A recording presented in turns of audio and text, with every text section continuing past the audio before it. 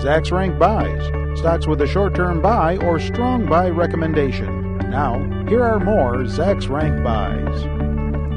Each stock within the Zacks Rank Buy universe is chosen based on how well it matches criteria comprising the four main investing styles: aggressive growth, growth in income, momentum, and value. Today we talk about some growth and income stocks with Alex Kolb, our growth and income stock analyst at Zacks.com. And you're going to lead off this conversation with L3 Communications, triple L, the ticker symbol, traded on the New York. That is correct. They are in defense? Yeah. Really? Aerospace and defense okay. industry. Good guess on my part.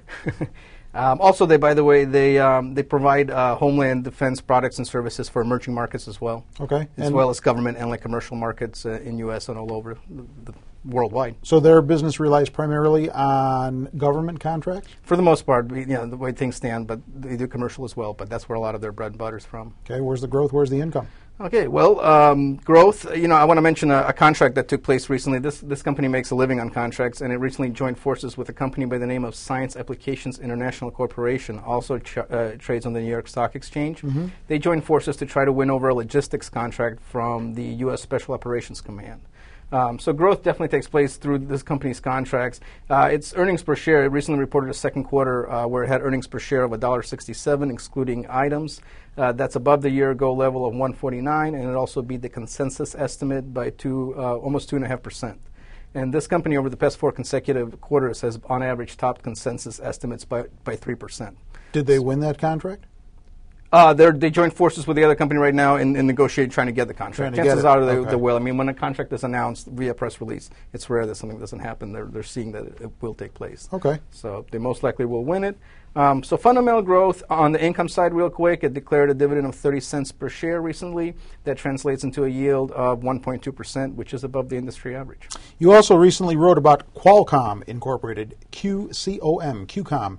The ticker symbol. They design, manufacture, market digital wireless telecommunications products and services. Not a bad little niche to be in. No, you're in the tech area, and I think it's, as far as having a well-diversified portfolio, I think there should be some tech exposure. I think this is a great tech pick. I covered this back in July, and the share price was on a bullish run. It was hitting 52-week highs. It was doing really well.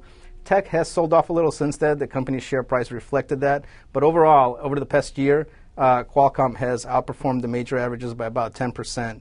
And, this lower share price right now could just be an opportunity to get in. I mean, I think this is a great tech pick. The reason I think that is because there is fundamental growth and income here. The company reported revenues, second quarter revenues, that increased by 19% on a year-over-year basis. Wow. As far as income, it has a dividend yield of 1.3%. That's not huge, but it is solid within its industry. It's above the industry average. Here's a company I haven't heard about in a while. Yum Brands, owner of fast food restaurants. Yeah, it runs well-known restaurants like KFC, Long John Silver, Taco Bell. It also runs A&W Restaurants, which I found out happens to be the longest-running quick-service franchise in America. Yeah, although they've merged them in a lot of locations around the country.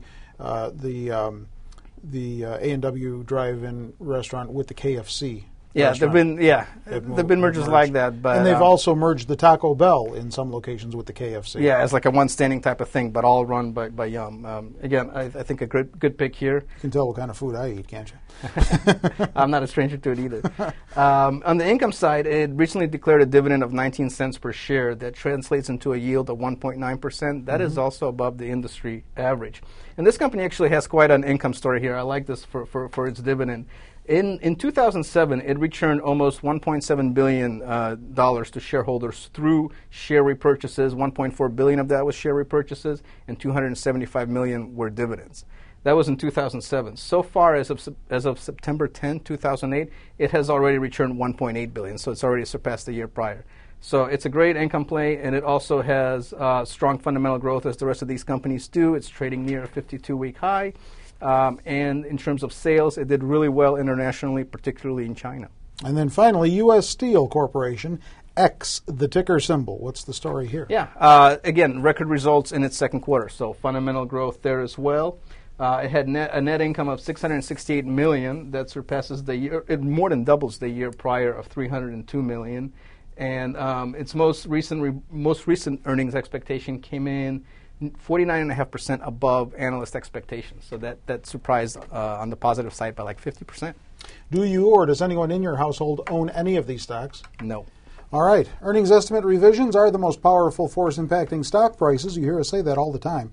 The Zacks Rank takes advantage of changes in estimates to help investors become more profitable.